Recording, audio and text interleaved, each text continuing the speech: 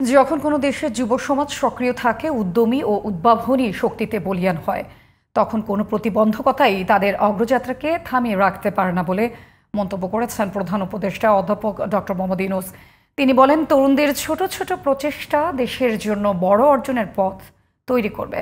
সোমবার সকালে youth volunteer award 2025 প্রদান অনুষ্ঠানে এসব কথা বলেন ডক্টর মোহাম্মদ ইউনূস। প্রধান উপদেষ্টার কার্যালয়ে এই অনুষ্ঠানে সামাজিক ক্ষেত্রে অবদানের জন্য 12 জন যুব উদ্যোক্তাকে পুরস্কৃত করা হয়। সাজ্জাদ হোসেনের রিপোর্ট।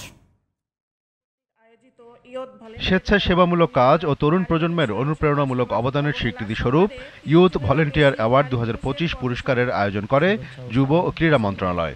প্রধান উপদেষ্টার কার্যালয়ের শাপলা হলে এবছর 5টি ভিন্ন ক্যাটাগরিতে 12 যুব উদ্যোক্তার হাতে সম্মাননা তুলে দেন প্রধান উপদেষ্টা অধ্যাপক মোহাম্মদ ইউনূস।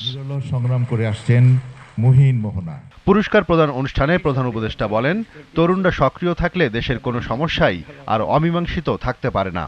শুধু শিক্ষাক্ষেত্রে নয়, স্বাস্থ্যসেবা, পরিবেশ সুরক্ষা, দারিদ্র্য বিমোচন এবং সামাজিক ন্যায় বিচার প্রতিষ্ঠায়ও তরুণরা অগ্রণী ভূমিকা পালন করছে বলেও মন্তব্য করেন সরকার প্রধান।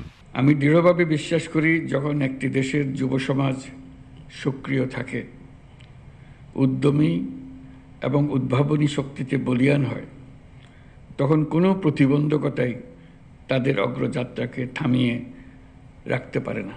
আমি বিশ্বাস করি, তরুণরা সক্রিয় থাকলে দেশের কোনো সমস্যায় আর অমীমাংসিত থাকতে পারে না। আমাদের তরুণরা কেবল স্বেচ্ছাসেবক হিসেবেই থেমে থাকবে না, সমাজের নীতি নির্ধারক, উদ্ভাবক এবং পরিবর্তনের স্থপতি হিসেবে নিজেদের তুলে ধরবে।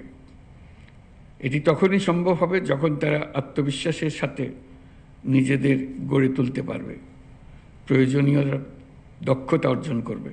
মেধা এবং সৃজনশীলতা দিয়ে সমাজ ও দেশের উন্নয়নে ভূমিকা রাখতে তরুণদের আহ্বান জানিয়ে ডক্টর ইউনূস বলেন, তরুণদের নেতৃত্বে ভবিষ্যতে যে কোনো সংকট ঐক্যবদ্ধভাবে মোকাবেলা করতে হবে।